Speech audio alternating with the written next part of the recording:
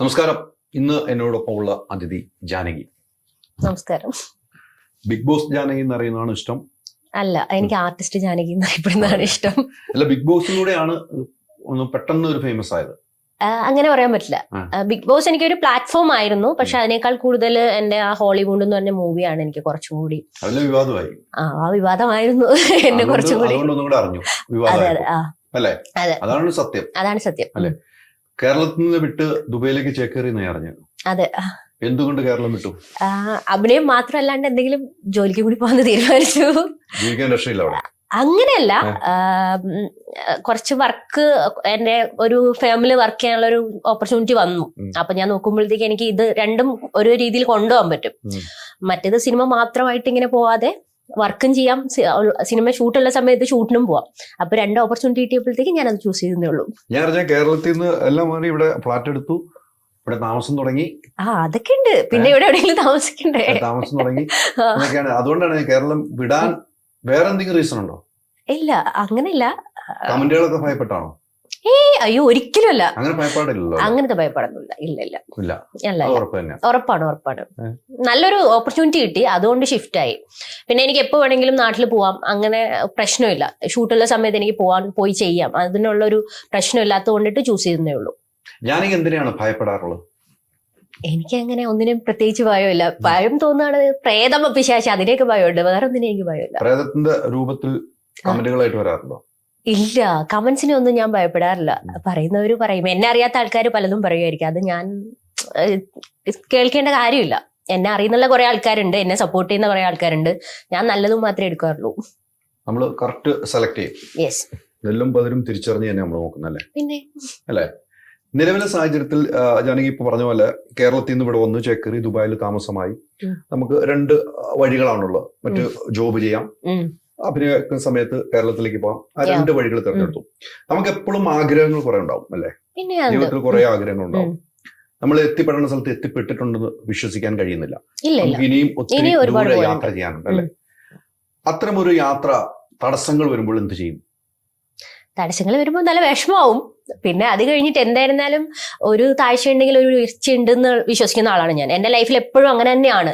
കുറച്ച് നാള് വർക്ക് കാര്യങ്ങളൊക്കെ ഇല്ലാണ്ട് ഞാൻ വീട്ടിലിരുന്നാലും എനിക്ക് അത് കഴിഞ്ഞിട്ടൊരു ഗ്രോത്ത് ഉണ്ടാവും എന്റെ കരിയറിൽ. അപ്പൊ അതുകൊണ്ടിട്ട് കുറച്ച് മെന്റലി ഡിസ്റ്റർബൻസ് ഒക്കെ ഉണ്ടാവുമെങ്കിലും അത് ഓവർകം ചെയ്യും. അങ്ങനെ കുറച്ച് യാത്രകളൊക്കെ ചെയ്ത് മൈൻഡൊക്കെ സെറ്റാക്കി വെക്കും. അത് കഴിഞ്ഞിട്ട് അടുത്ത് വർക്ക് വരുമ്പോൾ ചെയ്യും. അപ്പൊ ഹാപ്പി ആവും. കിട്ടേണ്ട സ്ഥലങ്ങളിൽ കിട്ടാതെ പോകുന്നുണ്ടല്ലോ പല സിനിമകളും. സിനിമകൾ വരെ മാറിപ്പോയിട്ടുണ്ടെന്നാണ് ഞാൻ. അതെ, എന്തുകൊണ്ട് മാറ്റുന്നു എന്ന് ചിന്തിച്ചിട്ടുണ്ടോ? അല്ല, ഇപ്പം പറയുന്ന റീസൺ എന്ന് പറഞ്ഞാല് ഞാൻ കുറച്ച് ഗ്ലാമറസ് ആയിട്ട് ഷൂട്ട് ചെയ്യുന്നു, അങ്ങനത്തെ ഒരു റീസൺ പറയുന്നുണ്ട്. അവകാശമല്ലേ? അത് നമ്മുടെ അവകാശമാണ്. പക്ഷെ ഇത് എല്ലാവരും പറയുന്നത് ഇപ്പൊ അങ്ങനെ ചെയ്യുന്നുണ്ട്. ഇപ്പം ചെയ്യാത്തതായിട്ട് ആരാ ഉള്ളത് ഇൻഡസ്ട്രിയിൽ? ഇപ്പം ചെയ്യാത്തതായിട്ട് എല്ലാ ആർട്ടിസ്റ്റിന്റെ പ്രൊഫൈൽ എടുത്ത് നോക്കിയാൽ അത്യാവശ്യം എല്ലാവരും ബിക്കിനി ഇടുന്നുണ്ട്, ട്രിപ്പ് പോകുമ്പോൾ ഒക്കെ ചെയ്യുന്നുണ്ട്. ഇപ്പൊ ഞാൻ മാത്രമല്ല, അവരതിനൊരു ചെറിയൊരു കാരണമായിട്ട് പറയുന്നതായിരിക്കാം, എനിക്കറിയില്ല. പിന്നെ എനിക്ക് കിട്ടാനുള്ള എന്തായിരുന്നാലും എനിക്ക് തന്നെ കിട്ടും. അതിന് ആരൊക്കെ എന്തൊക്കെ പറഞ്ഞാലും അതിന് ചിലപ്പോൾ കുറച്ചുകൂടി സമയം എടുക്കുമായിരിക്കും. അതിന് ഞാൻ വെയിറ്റ് ചെയ്യാൻ തയ്യാറാണ്. അല്ല, ജാനകി പണ്ടൊക്കെ ഇന്റർവ്യൂ പറഞ്ഞ കാര്യം എന്റെ ഓർമ്മയിൽ കാസ്റ്റിംഗ് കൗച്ച് ഉണ്ട് എന്നൊക്കെ ജാനകി അവകാശപ്പെടുന്നുണ്ട്. ജാനകിക്ക് അനുഭവം വന്നപ്പോഴല്ലേ ജാനകി തിരിച്ചറിഞ്ഞത്? അത് ഓൾറെഡി ഫീൽഡിൽ വന്നത് മുതലേ ഇതറിയാം. ഇങ്ങനെയുള്ള ഒരു സംഭവം നമ്മളെ വിളിക്കുമ്പോൾ ചോദിക്കും. പിന്നെ എന്താണ്, നിർബന്ധിക്കാറില്ല. അതൊരു ഫാക്ടറാണ്, അത് ഞാൻ പറഞ്ഞിട്ടുണ്ട്. എന്ന് വെച്ചാൽ എനിക്ക് വേണമെങ്കിൽ ഞാൻ ചൂസ് ചെയ്താൽ മതി. എന്നെ പിടിച്ചുകൊണ്ട് പോയിട്ട് പീഡിപ്പിക്കൊന്നുമില്ല. എനിക്ക് വേണ്ട, അതുകൊണ്ട് ഞാൻ ചിലപ്പോൾ അതുകൊണ്ടായിരിക്കും ഞാൻ ചിലപ്പോൾ എവിടെയെങ്കിലും എത്തപ്പെട്ട അത് ഇങ്ങനെ നിൽക്കുന്നത്. എന്നാലും കുഴപ്പമില്ല. അങ്ങനെ വരുന്നത് ഞാൻ ആ രീതിയിൽ ഹാൻഡിൽ ചെയ്ത് പോകുന്നുണ്ട്. ഈ അനുഭവങ്ങൾ ഉണ്ടാവുമ്പോൾ മുഖത്ത് നോക്കി തന്നെ പറയുള്ളൂ, എനിക്ക് സിനിമ വേണ്ട അല്ലെ? ഇത് ഇടയ്ക്ക് നിൽക്കുന്നവരാണോ ഡയറക്റ്റ് വരുന്നത്, അല്ലെങ്കിൽ ഈ സിനിമയെ ഇടയ്ക്ക് നിൽക്കുന്ന ആളുകളുണ്ടല്ലോ? ജാനകി ഒരു സിനിമയിലേക്ക് ഞാൻ കൊണ്ടുപോവാണ്, ഞാനാണല്ലോ ഇടയ്ക്ക് നിൽക്കുന്നത്, ഇദ്ദേഹമായിരിക്കും എന്റെ പ്രൊഡ്യൂസർ അല്ലെങ്കിൽ ഇദ്ദേഹമായിരിക്കും ഡയറക്ടർ. ഞാനാണോ ജാനകിയുടെ അടുത്ത് ഇങ്ങനത്തെ കാര്യങ്ങൾ ആവശ്യപ്പെടുന്നത്? അവർക്ക് വേണ്ടി എന്ന് പറഞ്ഞാണ് ആവശ്യപ്പെടാറുള്ളത്. ഇവർക്ക് വേണ്ടി എന്ന് പറഞ്ഞിട്ട് അങ്ങനെയാണ് വരാറ്. അല്ലാതെ അവർക്ക് വേണ്ടിയിട്ട് അങ്ങനെ ചെയ്യണം, അങ്ങനെ ഇതുവരെ ആരും എന്നോട് പറഞ്ഞിട്ടില്ല. ഡയറക്ടറിനെ അല്ലെങ്കിൽ പ്രൊഡ്യൂസറെ അങ്ങനത്തെ സ്കീമിലായിട്ട് പറയാറുണ്ട്. അപ്പൊ അവരോട് ചോദിച്ചിട്ടുണ്ടോ? ഇല്ല, ഞാൻ അവിടെയല്ലേ പരാജയം. ഒരാൾ വന്ന് ജാനകിയുടെ അടുത്ത് പറയുന്നു, ഇന്ന് ജാനകിക്ക് വേഷം വേണമെങ്കിൽ ഇദ്ദേഹത്തിന്റെ കൂടെ ഒരു യാത്ര ചെയ്യണം എന്നൊക്കെ ആയിരിക്കും പറയുന്നത്. അതേ രീതിക്ക് നമുക്ക് ആക്കാം. പക്ഷെ നമ്മളപ്പോ ഡയറക്ടറിന്റെ അടുത്തും പ്രൊഡ്യൂസറിന്റെ അടുത്തും നമ്മൾ ചോദിക്കാൻ ബാധ്യസ്ഥനല്ലേ? അല്ല, അല്ലാതെ ചില സമയത്ത് കണക്ട് ചെയ്ത് തന്നിട്ട് ഇവരും അങ്ങനെ പറയാണ്ട് അവർ പറഞ്ഞിട്ടുണ്ട് ഇങ്ങനെയുള്ള ഒരു സംഭവം ഉണ്ടെന്ന് അവര് ഓപ്പൺ ആയിട്ടും പറഞ്ഞിട്ടുണ്ട്. പക്ഷെ കണക്ട് ചെയ്യുന്ന ആൾക്കാരായിരിക്കും. പക്ഷെ അത് കഴിഞ്ഞിട്ട് ഇവരുടെ കയ്യിൽ എത്തുമ്പോഴത്തേക്കും ഇവരിങ്ങനെ പറയും സിനിമയാണല്ലോ, അറിയാമല്ലോ എങ്ങനെയൊക്കെയാണ് അങ്ങനെയുള്ള ഒരു സംഭവം. അതുകൊണ്ടിട്ട് ഇങ്ങനെ ഇൻഡയറക്റ്റ് ആയിട്ട് വരുന്നതിനെ ഞാൻ പിന്നെ തിരക്കി പിടിച്ച് അവരുടെ അടുത്ത് വിളിച്ച് ചോദിക്കാനൊന്നും നിൽക്കാറില്ല. ആരോടെങ്കിലും ഒരു പ്രാവശ്യമെങ്കിലും ചോദിക്കണ്ടേ? അല്ല, എനിക്ക് ഇതിന് മുന്നേ ഉണ്ട അനുഭവങ്ങളില് ഈ എന്നെ കണക്ട് ചെയ്യുന്ന ആളല്ലാണ്ട് ഡയറക്ടറോ അല്ലെങ്കിൽ പ്രൊഡ്യൂസറിന്റെ നമ്പർ കൊടുക്കും, പ്രൊഡ്യൂസർ വിളിക്കും എന്ന് പറയുമല്ലോ. അങ്ങനെ വിളിച്ച് സംസാരിക്കുന്ന സമയത്ത് ഡയറക്റ്റ് ആയിട്ട് ഇങ്ങനെ സംസാരിച്ചിട്ടുണ്ട്. അപ്പൊ അതുകൊണ്ട് ഇൻഡയറക്റ്റ് ആയിട്ട് വരുന്നതിനെ ഞാൻ ഇങ്ങനെ തിരക്കി പിടിച്ച് സത്യമാണോ ഇല്ലയോ എന്ന് ഞാൻ തിരക്കാൻ പോയിട്ടില്ല. യെസ്, അതുകൊണ്ട് ഞാൻ അങ്ങനെ തിരക്കാൻ പോയിട്ടില്ല. അതെ അതെ അതെ അതാണ് പൊതുവെ നമ്മൾ കാണുന്ന വിഷയങ്ങൾ. ഇപ്പോൾ കുറെ ഇഷ്യൂസ് ഉണ്ട്. പീഡനം എന്ന് പറയുന്ന കുറെ ഇഷ്യൂസ് നടക്കുന്നത് നമുക്കല്ലേ. ഉഭയകക്ഷി ബന്ധം എന്നാണ് കോടതി പറയുന്നത്. ഞാൻ ആ കൃത്യമായിട്ട് കാര്യങ്ങളിലേക്ക് പോകണം. എന്താണ് കോടതി പറയുന്നത്? ഇപ്പൊ എനിക്ക് ജാനകി ഇഷ്ടമാണ്, ഈ ജാനകിയോടൊപ്പം ഞാൻ ചെലവഴിച്ചിട്ടുണ്ടെങ്കിൽ അത് ഉഭയകക്ഷി ബന്ധപ്രകാരമാണെങ്കിൽ മറ്റും കോടതിയിൽ ഇപ്പോൾ കുറെ കേസുകൾ നടക്കുന്നുണ്ട്. പിന്നീട് ഈ പെൺകുട്ടികൾ ഈ പുരുഷന്മാർക്കെതിരെ പരാതിയുമായി പോകുന്നതിനെ കുറിച്ച് എന്താണ് പറയുന്നത്? അത് എനിക്കറിയില്ല. പരസ്പരം ഇഷ്ടപ്പെട്ട് ചെയ്തതിന് എന്തായിരുന്നാലും പീഡനം എന്ന് പറയാൻ പറ്റില്ലല്ലോ. എന്റെ സമ്മതം ഇല്ലാതെ എന്നെ ഒരാൾ ചെയ്യുന്നതിനാണ് എനിക്ക് പീഡനം എന്ന് പറയാൻ പറ്റുള്ളൂ. ഉപദ്രവിച്ചാലേ എനിക്ക് പീഡനം എന്ന് പറയാൻ പറ്റുള്ളൂ. പിന്നെ വാഗ്ദാനങ്ങളുടെ മേളിലേക്ക് ചിലപ്പം അങ്ങനെ ചെയ്തതായിരിക്കും. എല്ലാവരും പരസ്പരം ഇഷ്ടം കൊണ്ട് മാത്രം ചെയ്തെന്ന് നമുക്ക് പറയാൻ പറ്റില്ല. ഇങ്ങനെ ഓഫേഴ്സും കാര്യങ്ങളൊക്കെ ചിലപ്പോൾ കൊടുക്കാന്ന് പറഞ്ഞൊക്കെ ചിലപ്പോൾ ഇങ്ങനെ ചെയ്തിട്ടുണ്ടായിരിക്കും. അത് കഴിഞ്ഞതിന് ശേഷം ഇവര് പോയത് കൊണ്ടിട്ട് അങ്ങനെ കേസിന്റെ പുറകെ പോയതായിരിക്കാം. അതായിരിക്കുമല്ലോ. അങ്ങനെ എപ്പോഴും ഒരു നീതി നിഷേധിക്കപ്പെടുന്നില്ലേ പുരുഷന്മാർ? അങ്ങനെ പറയാൻ പറ്റില്ല. അല്ല, ഞാനൊക്കെ ഒത്തിരി ഫ്രണ്ട്സ് ഉണ്ട്, എല്ലാ നിലയിലും ഫ്രണ്ട്സ് ഉണ്ട്. ഞാനിവിടെ ഓപ്പൺ ആയിട്ട് ഞാൻ ചോദിക്കുകയാണ്, നീതി പുരുഷന്മാർക്ക് നിഷേധിക്കപ്പെടുന്നതായിട്ട് തോന്നുന്നുണ്ടോ? ഇന്നത്തെ സാഹചര്യത്തിൽ എനിക്ക് തോന്നുന്നില്ല. ഇപ്പൊ ഒരുപാട് പേര് പുരുഷന്മാർക്ക് വേണ്ടി സംസാരിക്കുന്നുണ്ടല്ലോ. ആ കാലത്തിലേക്ക് എത്തി. അപ്പോ എനിക്ക് നീതി നിഷേധിക്കുന്നു അങ്ങനെ തോന്നുന്നില്ല. കാരണം ഇപ്പൊ കോടതിയിലാണെങ്കിലും കുറെ കാര്യങ്ങൾ ഇങ്ങനെ വരുമ്പോഴത്തേക്കും രണ്ടുപേർക്കും ഈ ഒരു ഇക്വാലിറ്റി എന്നുള്ള രീതിയിലാണ് എല്ലാം വരുന്നത്. അപ്പൊ അതുകൊണ്ടിട്ട് എനിക്ക് അങ്ങനെ തോന്നുന്നില്ല ഇന്നത്തെ സാഹചര്യത്തിൽ. മുന്നേ ഓക്കെ പറയുന്നത് ശരിയാണ്, ഒരു പെണ്ണെന്ന് പറഞ്ഞാലും അത് സമ്മതിക്കുമായിരുന്നു. പക്ഷെ ഇപ്പൊ അങ്ങനെയല്ല. കുറച്ചും കൂടി ആൾക്കാർ കുറച്ചും കൂടി ലിബറൽ ആയിട്ട് ചിന്തിക്കാൻ തുടങ്ങി. ജീവിതത്തിൽ ഒരു പോരാട്ടം ഏതിനു വേണ്ടി പോരാടും? ഇത്തരം സംഭവങ്ങൾ ഒരു പോരാട്ടം ഉണ്ടാകും. നമുക്കൊരു പോരാട്ട വീര്യം ഉണ്ടാവണം. ഒരു ഫ്രണ്ടിന് ഒരു ആപത്ത് വന്നു അല്ലേ? ജാനകിയുടെ ഫ്രണ്ടിന് ആപത്ത് വന്നു. ജാനകി ഒരു ആണിന്റെ കൂടെ നിൽക്കുക. ഒരു പെൺകുട്ടിക്കാണ് ആ പ്രശ്നം. ജാനകിയുടെ അടുത്ത ഫ്രണ്ട് പെൺകുട്ടിക്കാണ്. അപ്പൊ അതേക്കുറിച്ച് മൊത്തമായി പഠിക്കാൻ ജാനകി തയ്യാറാവുമോ? തീർച്ചയായിട്ടും. ഞാൻ ആരുടെ ഭാഗത്താണ് തെറ്റ് അവരുടെ ഇതിലേ നിൽക്കുള്ളൂ. ആരുടെ ഭാഗത്താണ് ശരി, അത് ശരി ആരുടെ ഭാഗത്താണ്,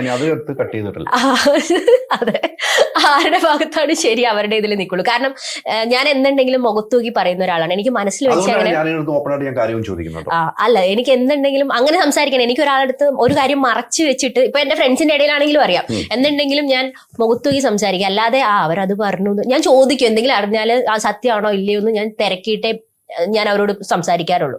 അപ്പൊ അതുകൊണ്ടിട്ട് ആരുടെ ഭാഗത്താണോ ശരി അവരുടെ കൂടെ നിൽക്കുള്ളൂ. വർഷങ്ങളായിട്ട് ഒരുമിച്ച് ജീവിച്ചവരായിരിക്കും പല ആളുകളും. വർഷങ്ങൾക്ക് ശേഷമാണ് പരാതിയായിട്ട് സ്ത്രീകൾ കൂടുതൽ പോകാറുള്ളത്. അതിനോട് യോജിക്കുന്നുണ്ടോ? അതിനോട് യോജിക്കുന്നുണ്ടോ എന്ന് ചോദിച്ചാൽ, നല്ലതുപോലെ ഇരിക്കുന്ന സമയത്ത്, സ്നേഹത്തോടെ ഇരിക്കുന്ന സമയത്ത് എന്താണ് അതിനെ എൻജോയ് ചെയ്ത് പോയിട്ട് പിന്നെ നാളൊരു സമയത്ത് അതിനെ ഒരു പീഡനമാക്കി പറയുന്നതിനോട് ഞാൻ യോജിക്കുന്നില്ല. ഇല്ല. കൃത്യമായ മറുപടിയാണ് പറയുന്നത്. അതെ, ആലോചിക്കേണ്ടതൊന്നുമില്ല ആ മറുപടിക്ക്. അല്ല, എന്റെ പോയിന്റ് ഓഫ് വ്യൂയിലാണ് ഞാൻ സംസാരിക്കുന്നത്. ഇനി മറ്റുള്ള ആരുടെ അല്ല. അതെ, തീർച്ചയായും. ഞാൻ നാളെ എന്റെ ലൈഫിൽ എന്തായിരിക്കും ചെയ്യുക, അതാണ് ഞാൻ സംസാരിക്കുന്നത്. ഞാൻ ഒരിക്കലും പോവില്ല. ഞാൻ ഇഷ്ടപ്പെട്ടിരുന്ന സമയത്ത് ഞാൻ ഒരു ഇതായിട്ട് ഞാൻ പിണങ്ങി കഴിഞ്ഞിട്ട് എന്നെ പീഡിപ്പിച്ചു എന്ന് പറഞ്ഞിട്ട് ഞാൻ പോവില്ല. ഞാൻ അങ്ങനത്തെ ഒരാളെ അല്ല. വേണ്ടെങ്കിൽ വേണ്ട, പോവാ, തീർന്നു, അവിടെ പറഞ്ഞ് നിർത്തുക, കട്ട് ഓഫ്. ഈ കാര്യങ്ങൾ ഞാൻ ചോദിക്കാൻ കാരണം, ഇപ്പോൾ കുറെ ആളുകൾക്കെതിരെ, താരങ്ങൾക്കെതിരെയാണെങ്കിൽ പല ആളുകൾക്കെതിരെയും ഇത്തരം കേസുകൾ പല രീതിക്കും വരുന്നുണ്ട്. കോടതി കൃത്യമായി ഇടപെടുന്നുമുണ്ട്. കോടതിയുടെ ഇടപെടൽ നമ്മൾ ബഹുമാനപ്പെട്ട കോടതിയെ തന്നെ മാനിക്കണം. നമ്മൾ കോടതിയുടെ ഇടപെടൽ കൃത്യമായി നടക്കുന്നുണ്ട്. അതുകൊണ്ട് കുറെ ആളുകളൊക്കെ ഒതുങ്ങാനും സാധ്യത ഉണ്ട് എന്ന് തോന്നുന്നുണ്ട്. സാധ്യതയുണ്ട്, എനിക്ക് തോന്നുന്നു സാധ്യത ഉണ്ടെന്ന്. കാരണം പണ്ടത്തെ പോലത്തെ വേലത്തരമൊന്നും ഇപ്പൊ നടക്കൂല.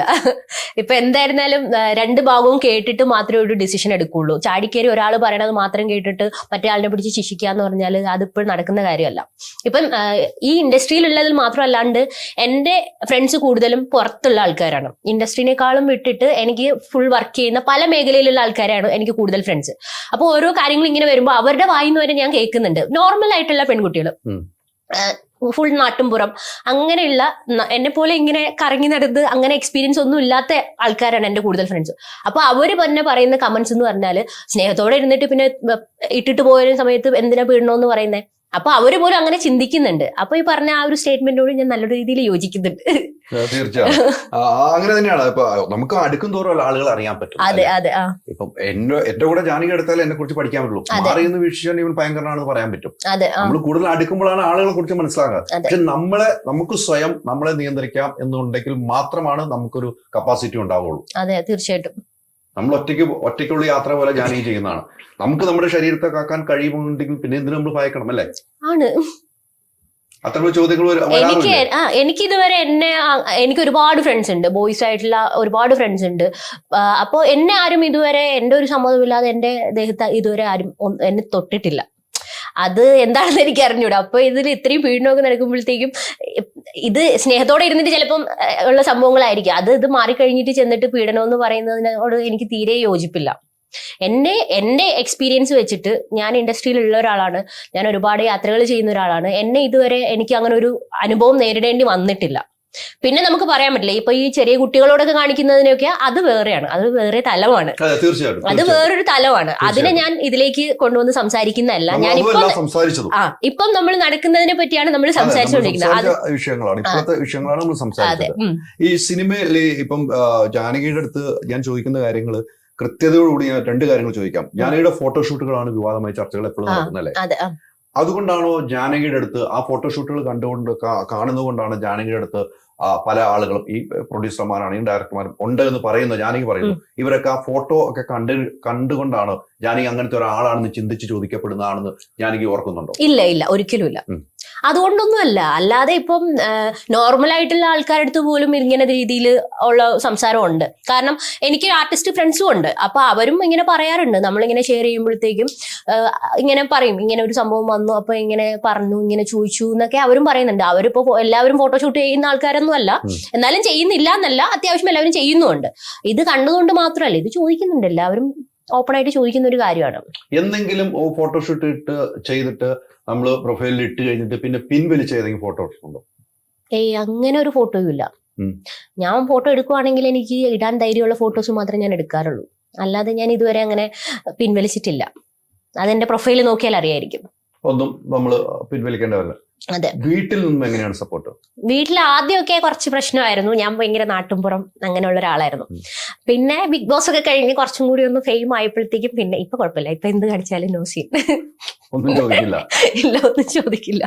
അല്ല, അമ്മയ്ക്ക് ആദ്യം ഇതിനൊന്നും പറ്റി നോളജ് ഉണ്ടായിരുന്നില്ല.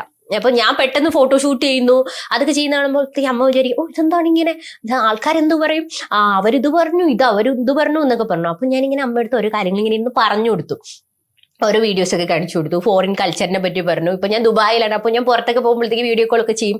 ഇപ്പൊ പാർട്ടിക്ക് പോകുമ്പോഴാണെങ്കിലും അമ്മേനെല്ലാം കാണിച്ചു കൊടുക്കുമ്പോഴത്തേക്ക് അമ്മ ഇപ്പൊ നോ സീൻ, ഇപ്പൊ എന്താണെങ്കിലും ഒന്നും പറയാറില്ല. ഇതാണ് ലോകമെന്ന് അമ്മയെ പഠിപ്പിച്ചു. അതെ, ഇപ്പം ഒരു പ്രശ്നമില്ല, അമ്മ ഓക്കെയാണ്, എന്ത് ചെയ്താലും ഓക്കെയാണ്. എവിടേക്ക് യാത്ര ചെയ്തിട്ടുണ്ട്? ഞാൻ ഇന്ത്യയിൽ കുറച്ച് സ്ഥലങ്ങള്, പിന്നെ ദുബായ്, അത്രേ ഉള്ളൂ. ഇനി കുറച്ച് പ്ലാൻസ് ഉണ്ട്, കുറച്ച് സ്ഥലങ്ങൾ ഇങ്ങനെ കുറച്ചും കൂടി വൈഡായിട്ട് പോണം. ലാസ്റ്റ് ചെയ്ത സിനിമയും വലിയ ചർച്ച ചെയ്യപ്പെട്ടു. ലാസ്റ്റ് ചെയ്ത 2 സിനിമകളുണ്ട് ആക്ച്വലി. അതിന് 2 ഇറങ്ങാനുണ്ട്. റിലീസ് ചെയ്ത സിനിമയെ കുറിച്ചാണ് അത് ഓക്കെ, വലിയ രീതിയിൽ ചർച്ച ചെയ്യപ്പെട്ടു. അതിൽ ഏറ്റവും വിവാദമായ ഒരു കന്യാസ്ത്രീമായുള്ള സീനിനെ കുറിച്ചായിരുന്നു. അത്തരം സീനുകളിൽ അഭിനയിക്കുമ്പോൾ, സ്ക്രിപ്റ്റ് കേൾക്കുമ്പോൾ, ഇത് ഞാൻ ചെയ്താൽ എങ്ങനെയായിരിക്കും സമൂഹം ഏറ്റെടുക്കുക, അല്ലെങ്കിൽ ഞാൻ ചെയ്താൽ ഈ സിനിമ എങ്ങനെ ഉണ്ടാകും എന്ന് ചിന്തിക്കാറുണ്ടോ? സമൂഹം എങ്ങനെ ഏറ്റെടുക്കും എന്നല്ല ഞാൻ ചിന്തിക്കാറ്, ആ ക്യാരക്ടറിനെ എങ്ങനെ നല്ല രീതിയിൽ എനിക്ക് പെർഫോം ചെയ്യാൻ പറ്റുമോ എന്നാണ് ഞാൻ ചിന്തിക്കാറ്. അപ്പൊ നമ്മളോട് ഇപ്പോൾ ഒരു സ്റ്റോറി പറയുമ്പോഴാണെങ്കിലും അല്ലെങ്കിൽ നമ്മൾ സ്ക്രിപ്റ്റ് വായിക്കുമ്പോഴാണെങ്കിലും എനിക്കിത് ചെയ്യാൻ പറ്റുമോ ഇല്ലയോ എന്ന് ഞാൻ നോക്കാറുണ്ട്. അങ്ങനെയുള്ള സാധനങ്ങളാണ് ഞാൻ എടുക്കുന്നത്. അപ്പൊ ഞാൻ അത് വായിച്ചപ്പോഴത്തേക്കും എനിക്ക് അത്യാവശ്യം നല്ല രീതിയിൽ അത് പെർഫോം ചെയ്യാൻ പറ്റും. മാത്രമല്ല അത്രയും വലിയൊരു ഡയറക്ടറാണ്, നല്ലൊരു പ്രൊഡക്ഷൻ സെറ്റപ്പാണ്, പിന്നെ എന്തായാലും ചർച്ച ചെയ്യപ്പെടുന്ന ഒരു സിനിമയാണ്. അപ്പൊ എന്തായിരുന്നാലും ഒരു അക്കാഡമിക് മൂവിയാണ്. ഞാൻ ഇതുവരെ അക്കാഡമിക് മൂവീസ് ചെയ്തിട്ടുണ്ടായിരുന്നില്ല. അപ്പൊ ഞാൻ വിചാരിച്ചു, പിന്നെ സെൻട്രൽ ക്യാരക്ടറാണ്, അഭിനയം കുറച്ചും കൂടി നമ്മൾ ഡയലോഗ് പ്രസന്റ് ചെയ്തിട്ടുള്ള അഭിനയമല്ല അതിൽ, അത് സൈലന്റ് ആണ്, ഫുൾ നോട്ടം നടത്തം. അതിനൊക്കെ മറ്റുള്ളവർക്ക് ഞാൻ അഭിനയിക്കുന്നതിൽ നിന്നിട്ട് അത് കഥ മനസ്സിലാക്കാൻ പറ്റുമോ, അതൊക്കെയാണ് ഞാൻ നോക്കിയത്. അപ്പൊ അങ്ങനെ നോക്കിയപ്പോഴത്തേക്ക് എനിക്ക് കിട്ടിയ നല്ലൊരു ഓഫറായിരുന്നു, അതുകൊണ്ട് ഞാൻ എടുത്തതാണ്. അല്ല അത് എടുത്തത് കറക്റ്റാണ്. അപ്പൊ ചിന്തിച്ചിരുന്നോ ഈ സിനിമ വലിയ ചർച്ച ചെയ്യപ്പെടും? അത് ചിന്തിച്ചില്ലേ? അപ്പോൾ ഒന്നും വേണ്ട എന്ന് തോന്നിയില്ല? ഇല്ല, തോന്നിയില്ല. കുറച്ചും കൂടി ഞാൻ കുറേ സിനിമ അതിന് മുന്നേ ചെയ്തിട്ടുണ്ട്. ഒരു 10-14 മൂവിയോളം ഞാൻ ചെയ്തിട്ടുണ്ട്. ഒരു സീൻ 2 സീൻ അങ്ങനെയൊക്കെ വരുന്നതാണ്. ഇതിൽ എനിക്ക് ഫുൾ ആ മൂവിയിൽ ഞാനില്ലാത്തൊരു സീൻ പോലും ഇല്ല. എനിക്ക് അങ്ങനെ അപ്പൊ ഒരു ആർട്ടിസ്റ്റ് എന്നുള്ള രീതിയിൽ എനിക്ക് പെർഫോം ചെയ്യാനുള്ള ഒരു അവസരം തീരെ കിട്ടുന്നുണ്ടായിരുന്നില്ല. 1-2 സീനിൽ പോയിട്ട് ആൾക്കാർ കണ്ടു മറക്കുന്നല്ലാണ്ട് ഞാനെന്നുള്ളൊരു ആക്ടറിനെ ആൾക്കാർക്ക് മനസ്സിലാവണമെങ്കിൽ എനിക്ക് നല്ലൊരു ക്യാരക്ടർ ചെയ്യാൻ പറ്റണം. അപ്പോൾ അങ്ങനെയുള്ള ഒരു ക്യാരക്ടറും കൂടിയായിരുന്നു അത്. അപ്പൊ ചർച്ച ചെയ്യപ്പെടുന്ന ഒരു മൂവിയാണ്. കൂടുതൽ ആൾക്കാർ എന്നെ മനസ്സിലാക്കും, ഇങ്ങനെ ഒരാളുണ്ട്, ഞാൻ വെറുതെ ഇങ്ങനെ വന്നു എന്തൊക്കെയോ ചെയ്തു പോകുന്നു. വീട്ടിലൊക്കെ ഭയങ്കര എതിർപ്പായിരുന്നു, ആദ്യം സിനിമ മാത്രമായിട്ട് നോക്കുന്നു എന്നൊക്കെ പറഞ്ഞപ്പോഴത്തേക്കും. പിന്നെ ഇപ്പൊ ആ മൂവിയോട് കൂടിയാണ് എന്നെ കുറച്ചും കൂടി ആൾക്കാർ അറിയാൻ തുടങ്ങിയത്. അതിനുശേഷമാണ് എന്റെ ഫാമിലി പോലും എന്നെ കൂടുതൽ സപ്പോർട്ട് ചെയ്യാൻ തുടങ്ങിയത്. അപ്പൊ അതെല്ലാം മുന്നിൽ കണ്ടിട്ട് തന്നെയാണ് ഞാൻ മൂവി ചെയ്തത്. സമൂഹത്തിൽ നടക്കുന്ന കാര്യങ്ങളാണ് സിനിമയിൽ പറഞ്ഞു വെക്കുന്നത്. അതെ അതെ, കാര്യങ്ങൾ നടക്കുന്നുണ്ട്, നമുക്കറിയാം. അത്ര ഫ്രണ്ട്സുകൾ നമുക്ക് എല്ലാവർക്കും ഉണ്ടാകും, അല്ലെ? അതെ അതെ, നമ്മൾ കേൾക്കുന്ന കഥകളാണ്. അതൊരു സിനിമയായി വരുമ്പോൾ അത് ജാനകി എന്നൊരു കഥാപാത്രം അതിൽ ചെയ്യുമ്പോൾ അതിലേക്ക് മാത്രം ചർച്ച പോകുന്നു എന്ന് നമ്മൾ പറഞ്ഞാൽ തെറ്റുമോ? അതിലേക്ക് മാത്രം കേന്ദ്രീകരിച്ച് പോകുന്നു, ജാനകിയിലേക്ക് മാത്രം വിരൽ ചൂണ്ടി ആ ചർച്ച പോകുന്നു. അങ്ങനെ എന്നിലേക്ക് മാത്രം വിരൽ ചൂണ്ടി ആ ചർച്ച പോയെന്ന് ഞാൻ വിശ്വസിക്കുന്നില്ല. ആ ഒരു കന്യാസ്ത്രീ അങ്ങനത്തെ ഒരു ഇത് വന്നത് കൊണ്ടിട്ട് കുറെ അങ്ങനെയുള്ള ഈ ക്രിസ്ത്യൻ സഭകളിൽ നിന്നൊക്കെ കുറെ സ്റ്റേ ഒക്കെ വന്നിട്ടുണ്ടായിരുന്നു അതിന്റെ ഇത് ഇറങ്ങിയ സമയത്ത്, ട്രെയിലർ ഇറങ്ങിയ സമയത്ത്. പക്ഷെ നമ്മൾ ഒരിക്കലും അങ്ങനെ ഒരു സമൂഹത്തിനെ കരിവാരി തീക്കുന്ന രീതിയിലൊന്നും അല്ല അത് ആ മൂവി പോയിരിക്കുന്നത്.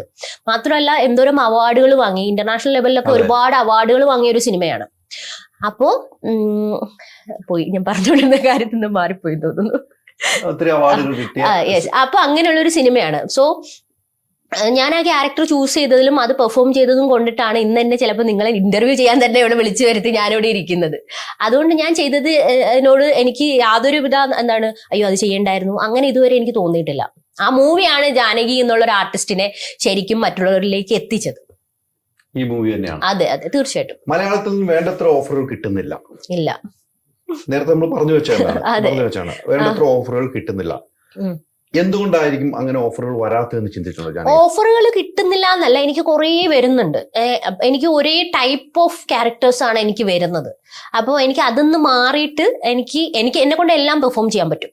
എനിക്ക് അതിനുള്ള കോൺഫിഡൻസ് ഉണ്ട്. ഞാൻ ഇതുവരെ വർക്ക് ചെയ്തിട്ടുള്ള ഡയറക്ടേഴ്സ് ആരും എൻ്റെ അടുത്ത് കൊള്ളില്ല അഭിനയിച്ചതെന്നൊന്നും പറയാറില്ല.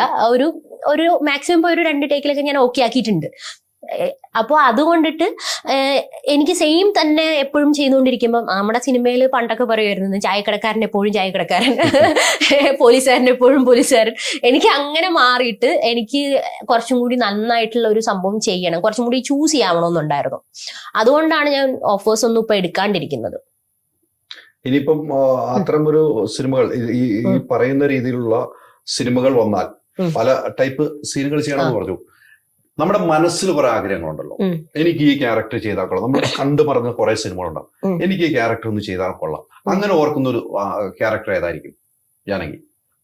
എനിക്ക് ഇമോഷണലി കുറച്ച് ഡെപ്ത് ഉള്ള ക്യാരക്ടേഴ്സ് ചെയ്യാനാണ് കൂടുതൽ ഇഷ്ടം.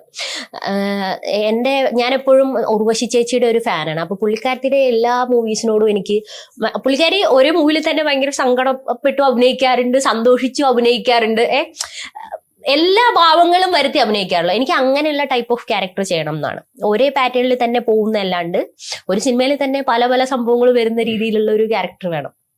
എപ്പോഴും മനസ്സിൽ ഓർത്തിരിക്കണം. ആ സിനിമ കണ്ടാലും ആ ഒരു പെർഫോമൻസ് എപ്പോഴും എല്ലാവരുടെയും മനസ്സിൽ ഓർത്തിരിക്കുന്ന രീതിയിലുള്ള ക്യാരക്ടേഴ്സ് കിട്ടണം. ഞാനെങ്കിൽ ഒന്ന് വീണ് കിടന്നപ്പോൾ കൈപിടിച്ചു നിർത്താനുണ്ടായിരുന്ന ആരൊക്കെയാണ്? എന്റെ ഫ്രണ്ട്സ് ആണ്. എന്ന് വെച്ചാൽ എൻ്റെ ഇമോഷണലി എല്ലാ ഇൻബാലൻസ് മനസ്സിലാക്കുന്ന എൻ്റെ ഫ്രണ്ട്സാണ്. എൻ്റെ ഫ്രണ്ട്സ് കാരണമാണ് മേ ബി ഞാൻ ദുബായിലേക്ക് ഞാൻ ഷിഫ്റ്റ് ആവാൻ തന്നെ കാരണം അവർ തന്നെയാണ്.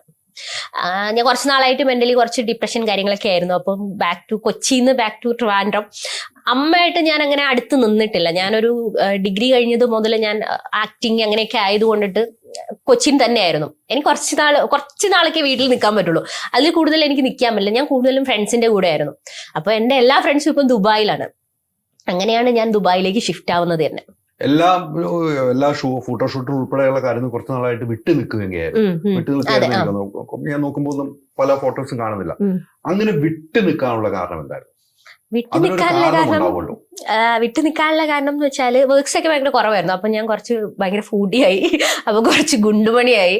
അപ്പം ഫോട്ടോഷൂട്ടിന്റെ ഒക്കെ ഇതില് എനിക്ക് എന്നിൽ തന്നെ ഒരു കോൺഫിഡൻസ് ഉണ്ടായിരുന്നില്ല. അപ്പൊ അതുകൊണ്ടിട്ടാണ് ഞാൻ ശരിക്കും ചെയ്യാത്തത്, അല്ലാതെ ഓഫേഴ്സ് വരാത്തോണ്ടിട്ടൊന്നും അല്ല. കുറച്ച് ഗുണ്ടായപ്പോഴത്തേക്കും കുറച്ചും കൂടി ഒന്ന് സെറ്റ് ആയിട്ട് പിന്നെ നോക്കാം എന്നുള്ളൊരു ഇതായിരുന്നു. എനിക്കിങ്ങനെ കണ്ടിന്യൂസ് ആയിട്ട് ഇങ്ങനെ വർക്ക് ചെയ്തുകൊണ്ടിരിക്കുന്നത് ഇഷ്ടമല്ല. കുറച്ച് ഫുഡ് കഴിക്കാൻ തോന്നുമ്പോൾ ഫുഡ് കഴിക്കണം, എപ്പോഴും ഡയറ്റ് തന്നെ പിടിച്ച് എപ്പോഴും ജിമ്മ് വർക്കൗട്ട് അങ്ങനെ ആയിട്ട് പോകാൻ താല്പര്യമില്ല. ഇടയ്ക്ക് ഇങ്ങനെ തടിക്കുമ്പോഴത്തേക്കും കുറച്ച് വർക്കൊക്കെ വിട്ടിട്ട് കുറച്ച് ഫ്രീ ആയിട്ട് ഇങ്ങനെ കറങ്ങി നടക്കുക, അതൊക്കെ ഇഷ്ടം. നമുക്ക് പേരെടുത്ത് പറയാൻ പറ്റുന്ന ഫ്രണ്ട്സ് ഒത്തിരി ഉണ്ടാവും അല്ലെ? ഉണ്ട്. എപ്പോഴും നമുക്കൊരു ഫ്രണ്ട്സ് ആണ്. നമ്മുടെ എന്ത് കാര്യം, നമ്മുടെ രഹസ്യങ്ങൾ ഷെയർ ചെയ്യാൻ ഒരു ഫ്രണ്ട്സ് ഉണ്ടാവും. ജീവിതത്തിൽ എല്ലാവർക്കും ഉണ്ടാവും. അങ്ങനെ ഒരു ഫ്രണ്ട്സിന്റെ പേര് പറയാൻ ആരെ പറയാൻ പറ്റും? എനിക്ക് കുറെ ഉണ്ട്. എന്റെ എല്ലാ ഫ്രണ്ട്സിനും എന്റെ എല്ലാ കാര്യങ്ങളും അറിയാം. ഞാൻ ഒരാളുടെ കാര്യം അങ്ങനെയൊന്നുമല്ല. എന്റെ എല്ലാ ഫ്രണ്ട്സിനും എന്റെ എല്ലാ കാര്യങ്ങളും അറിയാം. ഇപ്പം പറയുവാണെങ്കിൽ ഫിയോള ഉണ്ട്, പിന്നെ ബബിത, ഷെമി, ശിവ, പിന്നെ സജിത, അങ്ങനെ ഒരു 5-6 ഫ്രണ്ട്സ് ഉണ്ട്. അവരെല്ലാവരും ഇവിടെ തന്നെ ഉള്ള ആൾക്കാരാണ്. അപ്പൊ എല്ലാവരുമായിട്ട് ഞാൻ കണക്റ്റഡ് ആണ്. എല്ലാവർക്കും എന്റെ കാര്യങ്ങളെല്ലാം അറിയുന്നവരാണ്. നമ്മൾ ചെയ്ത കാര്യങ്ങൾ വേണ്ട എന്ന് ഫ്രണ്ട്സ് പറഞ്ഞ ഏതെങ്കിലും സംഭവം ഉണ്ടോ? ഇത് വേണ്ടായിരുന്നു, ഞാനെങ്കിൽ ഇത് ചെയ്യണ്ടായിരുന്നു? ഇതുവരെ പറഞ്ഞിട്ടില്ല. പക്ഷെ ഇടയ്ക്ക് ചിലപ്പോ ഈ ഇടയായിട്ട് കുറെ കാര്യങ്ങൾ ഇങ്ങനെ പറയാറുണ്ട്.